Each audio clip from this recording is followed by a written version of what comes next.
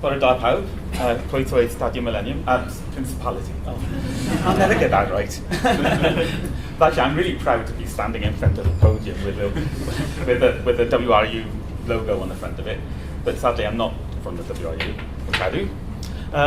And we're going to do a little bit of double act, actually, Neil and myself, this morning. What I'm intending to do is just introduce the work the Welsh Government has been doing in revisiting the way that we protect and manage our historic environment here in Wales, and in particular the principal provisions of the Historic Environment Wales Act of 2016, soon to be reformed into the Historic Wales.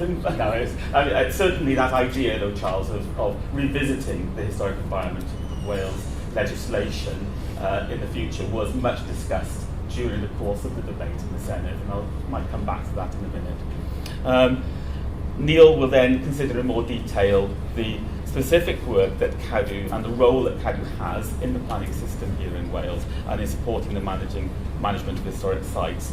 And also will introduce a suite of documents and best practice management documents that we're intending to introduce over the course of the next 12 months or so. So starting with the Historic Environment Wales Act, which became an act in March of this year. It was debated and passed by the Assembly in February of this year, and the sealing ceremony with the First Minister and the then Deputy Minister Ken Skates, who's now the Cabinet Secretary for the Economy, as we know, but still has the historic environment within his portfolio. And many of the provisions of the Act were commenced 2 months after, in May of this year, after the sealing ceremony in March. And there are certain provisions which are still subject to various regulations, which we'll be intending to introduce and commence over the forthcoming 12 months or 18 months or so. I want to just begin by just talking about the context and the challenge that was presented to us 5 or so years ago, when 2011, when the new government was elected and began to design the first ever legislative programme from the National Assembly, the identification of the needed improvements to protection for the historic environment regime was recognised, and the intention of bringing forward an act or a bill to deal with the certain improvements was identified. Now the context, sort of going back a little step, really is about a sort of framework with the kind of the philosophy for how we actually manage historic assets in Wales and how that should be dealt with. That philosophy was articulated about 6 or 7 years ago when Cadw published its consultation principles for the management of the historic environment. And it was moving this shift and the emphasis away from historic assets need to be protected for their own sake, preserved dynastic, and the principle that minimal change should be allowed, to the recognition that change is inevitable, and that what we're really dealing with is a sustainable management of that change in an effective way, so that those assets can really deliver benefits for environmental, economic, social benefits for the people of Wales. So that kind of set the scene for the philosophy behind the various changes that we were proposing. We began a period of intense consultation, actually, in 2012, 2013, with stakeholders, with the public, with owners of historic assets, crucially, with a whole series of workshops, conferences, and then culminating in a formal consultation, the future of our past, in 2013. And that helped inform the strategic thinking and the framework and the legislative, what might be required in terms of legislative improvements. And during the course of that consultation, it was recognised that the law was quite a blunt tool at times, and it was only part of the story, and that we needed to look at how change to the historic assets would be managed in practice through the planning system, of course, and through basically providing proper support for the decision makers and owners of historic assets to improve best practice. So it's kind of articulated in this diagram, showing the different tiers of that support. So the legislation in the top line, and the Historic Environment Wales on the right, and its complementary bits of legislation. And then underneath that, the policy, where it's implemented through planning policy and advice, and the need for a close look at the existing arrangements for how the planning system works for the benefit of the historic environment in Wales, and at the bottom a series of best practice documents to help us manage more effectively, and all of that being informed by that conservation philosophy, the conservation principles on the left-hand side, feeding into each layer of that support framework. So thank you, Neil, and your colleagues in the planning division of Welsh Government for your support and help in actually revisiting those documents, which some of which are years and years out of date. I mean, they are the planning circulars which we've been using date to the 1990s, mid-1990s, and indeed the legislation itself has, goes way back to the in one case the Nature Monuments and Archaeological Areas Act of 1979. So revisiting this whole process was long overdue. So where we've got to now with Planning Policy Wales, the chapter relating to the management of the historic environment has been consulted upon. The consultation has ended, and as Neil indicated earlier, the intention is to publish that new chapter before the end of this year. At the moment, we're still in a process of consulting, or I should say the Planning Division is still in the process of consulting on the first ever technical advice note for the historic environment, TAN 24, I think it would be called. And the consultation, as you can see, ends on October the 3rd, so I do hope people will be responding to that. But in order to put that in context again, we're also consulting on a series of 6 best practice management documents which will support that, and Neil Mayland will be discussing those in a little bit more detail and explaining what they're trying to achieve. My focus is just to sort of run through some of the principal features of the Historic Environment Wales Act as it was passed by the Assembly.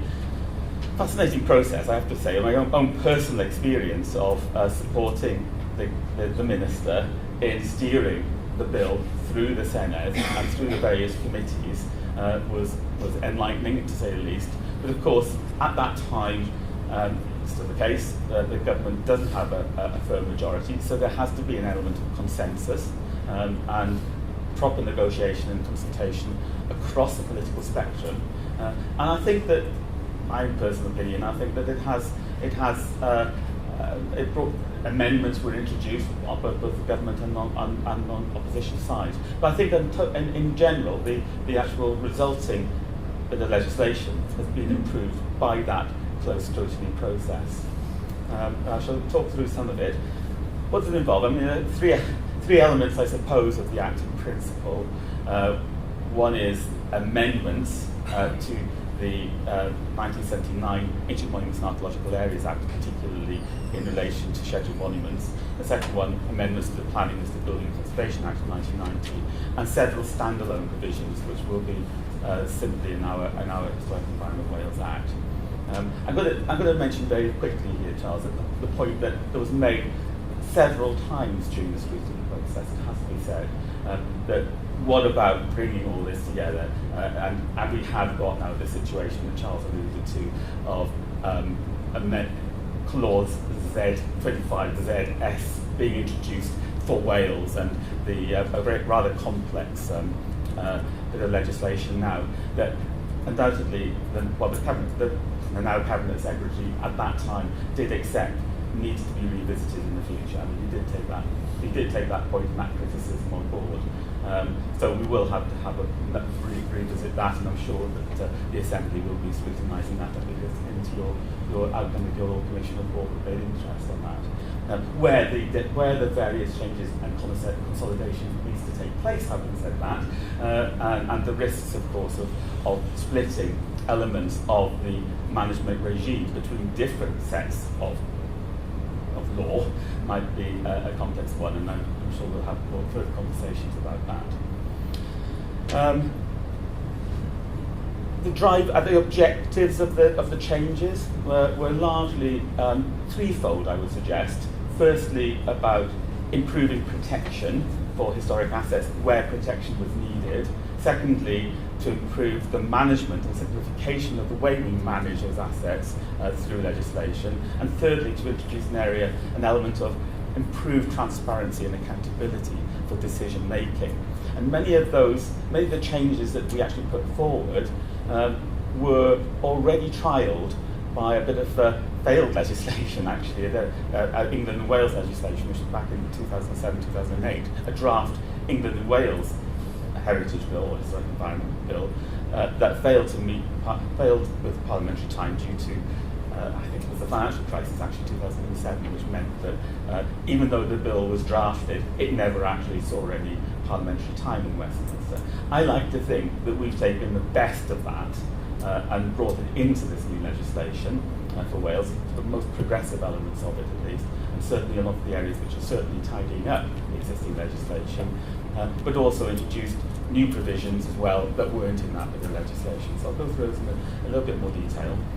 Firstly, relating to scheduled monuments, largely governed by the 1979 Ancient Monuments and Archaeological Areas Act, we have improved protection. We've been given additional powers to take action and enforcement where that's required. We've also changed the definition of what can be scheduled as an ancient monument or scheduled monuments to include sites which are undoubtedly of archaeological importance. It might be the site of a historic battlefield, for example, or the site of an early prehistoric site that doesn't have structural remains, but nevertheless we know it was an important landmark feature or site in Wales's history.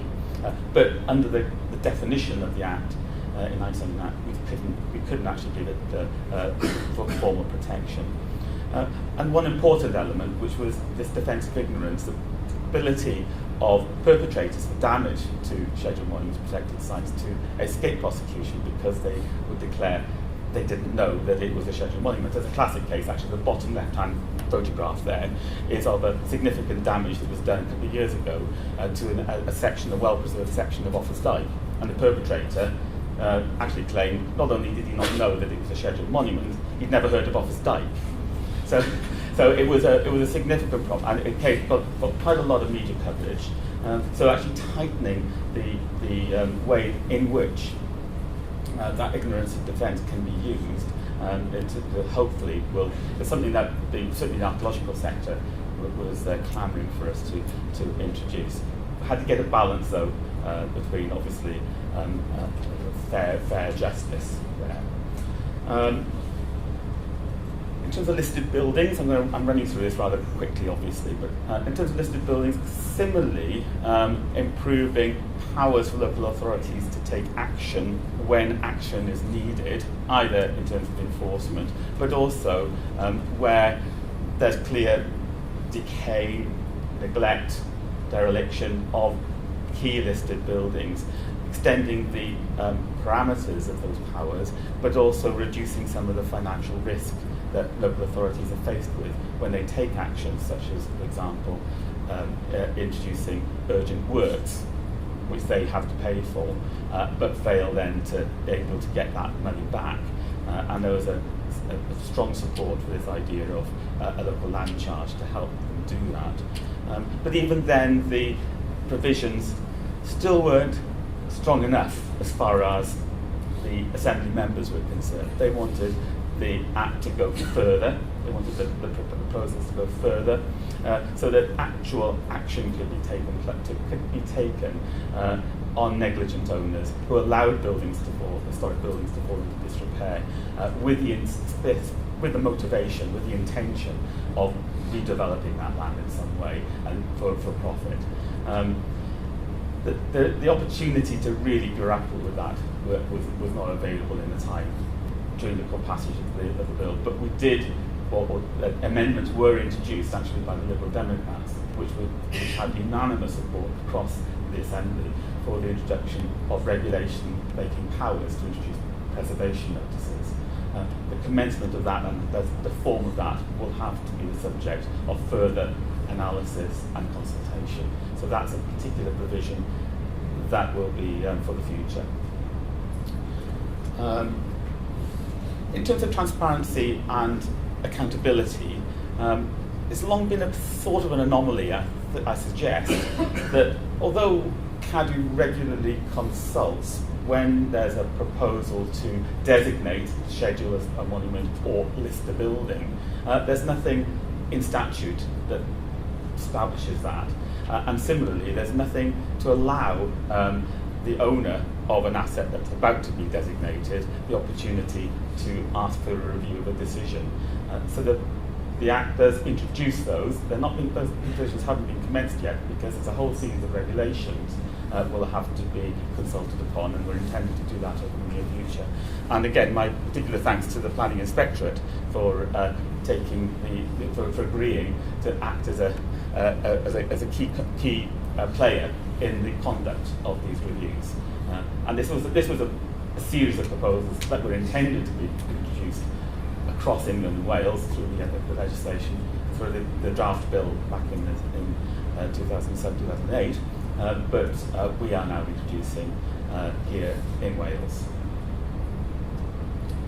There are other provisions which will help manage and help work with owners of historic assets, especially owners of multiple historic assets, to avoid the necessity of repeat consents through the establishment of statutory partnership agreements for both listed buildings and scheduled monuments. Some of these provisions have been introduced in England. We're going to go further here in Wales, extending them to scheduled sites as well, and moving what is currently a voluntary register of historic parks and gardens onto a statutory footing, to remove again some anomalies where certain sites which undoubtedly meet the criteria of being of historic national importance aren't protected through the register because it's currently voluntary. So that will be a provision that will be commenced over the next 12 months or so. And another provision that was widely asked for across especially the archaeological community was the records and the information base that is used to inform good decision-making processes. Historic environment records and their previous form, sites and monuments records, have been in place now for probably 40 years across the UK, but here now in Wales, they've been put onto a statutory footing. The duty will be on the Welsh ministers to undertake to discharge this responsibility for the establishment of historic environment records for each local authority area in Wales, but that will then be used to inform good decision making through planning. So they're being extensively referenced in the revised Planning Policy Wales document and the technical advice note, so that the decisions are based on good, solid, concrete evidence. And in order to support the way in which those records are used by public bodies, and particularly by local authorities, national park authorities, and by Natural Resources Wales, a guidance document that will articulate how they can help contribute and compile and make those records fit for purpose for their functions, but also how they should be used in the exercise of those functions. That guidance is about to be put out to consultation, and we'll put out to consultation probably in the next month or so, alongside another series of our best practice guidance documents. This particular provision was something that was an amendment to the Act, the bill, as it was being passed through the Senedd. A real enthusiasm across the political spectrum again for recognising the value and importance of historic place names in Wales, not just those in Welsh, but those which have English or Scandinavian origins as well. There were strong opinions that were held across AMs about the levels to which we could introduce an element of protection for historic place names. But there are ways in which historic place names are controlled and the use of them are managed through local authority decision making, for example. So as a basic provision in the Act, there's a duty on the Welsh ministers to establish a list of historic place names that can be therefore used to help inform good decision making when proposals for changes are taking place. I better hurry up so that you've got a little bit of time to talk. I think this is the final provision, actually, which is the introduction of an advisory panel for the Welsh ministers on the implementation of strategy and policy across these. And of course, there will be a panel that will be involved in reviewing the successes or failures of the legislative system and framework in Wales. Again, that's relevant to, I think, what Charles was talking about too. The advisory panel will be advising on the whole remit of the historic environment, not just management, but also how well we're doing in terms of marketing, promotion, the public engagement, that knowledge agenda for the historic environment of Wales. I'll just do a very quick next steps, and then I'll hand over to Neil. As far as this overall framework, we've only got a very small team in Cadw working on all this, and I'm very aware we're sort of subjecting people to a bit of consultation fatigue. I think this is about the third or fourth consultation we're about to launch, in fact, in the next month or so. But obviously there's a whole suite of regulations to be consulted upon, as well as all these best practice guidance documents. So the next steps, I suppose, at the moment are the Planning Policy Wales, of course, was as I said earlier, the consultations ended, the intention of publishing that later this year. The technical advice note and the 6 guidance documents that are at the bottom there, which Neil will talk about in more detail, they've all been consulted upon at the moment. Some of them are in particular, I hope you'll see if you read those, they really do articulate this shift in emphasis to sustainable management. And part of the objective of them all is to introduce a much greater consistency in the way that local authorities and decision makers across Wales actually manage change through monitoring. That's one of the biggest criticisms that we were told during the stakeholder engagement and consultation. So those will be, that comes to an end in October the 3rd, the first tranche of that consultation. The second tranche, which includes the regulation, the second tranche consultation, which includes the statutory guidance for historic environment records, another 3 suites, including how we deal with historic buildings at risk in Wales, and also the regulations dealing with the consultation and interim protection and review process. We're about to be consulting on that during the autumn of this year. And the intention will be that the vast majority of the provisions of the Act will be commenced by late spring 2017. There'll still be further work to do, in particular on those preservation notices and other things which will be ongoing. So that's the kind of the general provisions of the Act and the framework. Neil, so over to you now to talk about some of the ways in which Cadw operates in the process. Thank you, Willem. Right.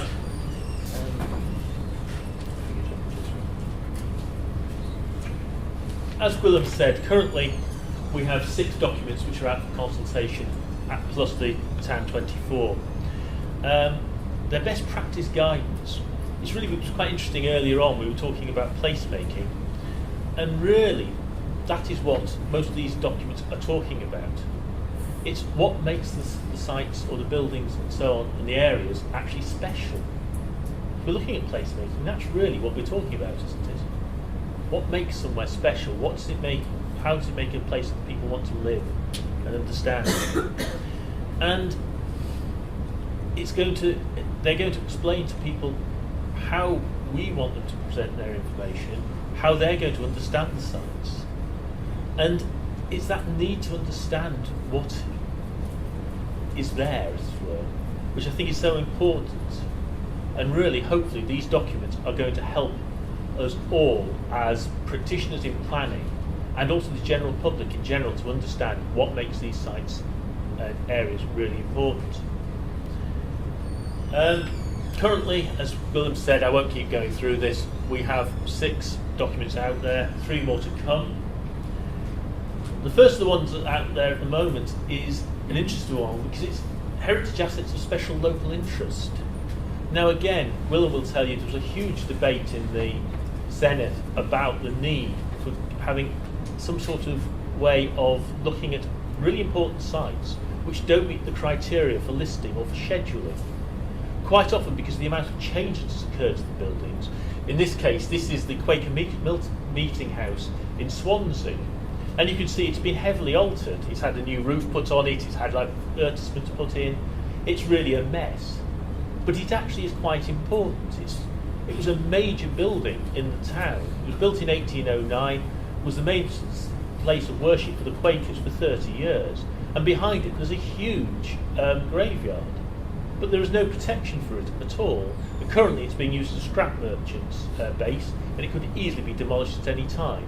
And there was no way that that could be recognised officially. So the idea now is that the local authority can, if it chooses to, set up a special list of historic interests, just to make people aware of these sites and possibly to give some concept of when developers are looking at them, how they should incorporate it into their development. And one of the problems in the past was the fact that we didn't actually have any set criteria of what qualified as a site of local historic interest. And this document will help local authorities decide on those criteria. Again, we've talked a lot about listed buildings and the problems about changing them. It's clearly a major issue with all the challenges we've got about sustainability, etc. And again, this is really a way of trying to help us to realise we have a finite resource of listed buildings, but making the desirable changes, the needed changes, and make it clear to especially to the owners how they can go about doing that without running into great big no you can't do that, no you can't do that. Working together hopefully to actually maintain these buildings. World Heritage Sites.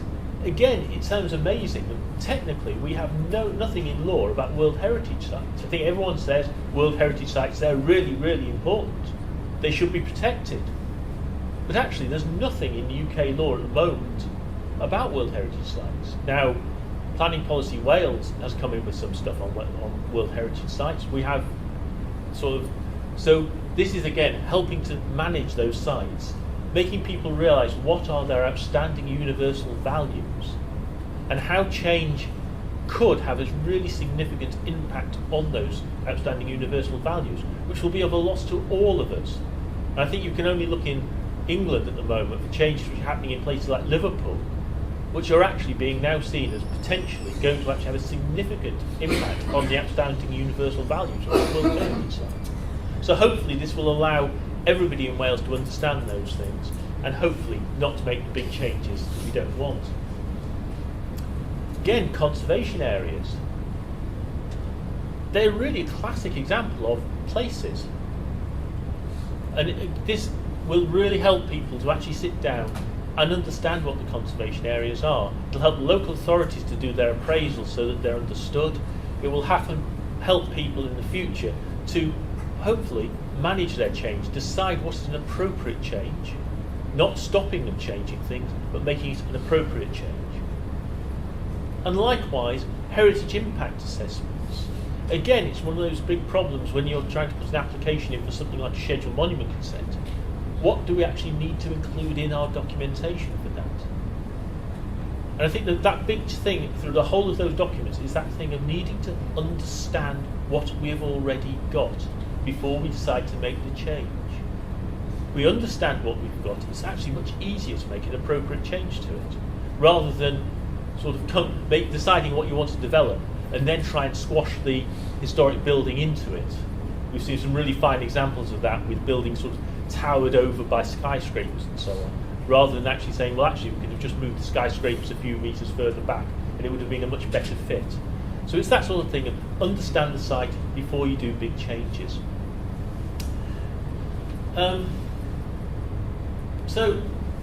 Sorry, yes, I've just been on one too far. And the final one that we've got out for description is setting of historic assets in Wales, which is the one dearest to my heart because it's the thing I spend my life looking at and talking about. Setting has always been a big problem. What the heck do we mean by setting? It's a bit like Charles talking about curtilage. One of the big arguments for years has in listed buildings been, what do we mean by the curtilage? Well, in a lot of ways, it's the same description of what the heck do we mean by setting of heritage assets. Planning Policy Wales 6.5.1 talks about preserving a scheduled monument and its setting.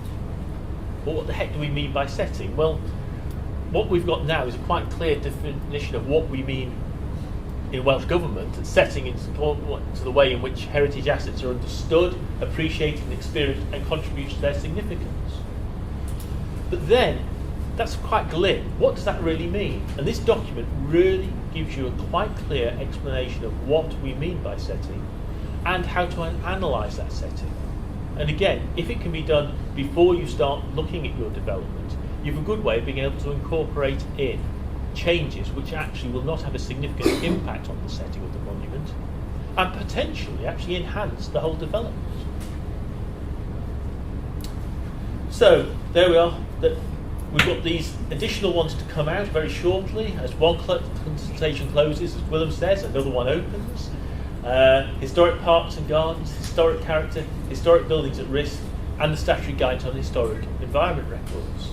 So hopefully that will give people much more idea of what they're dealing with the historic environment, especially in the planning process. And I'm sure that in the next couple of years there'll be some additional ones come out as well.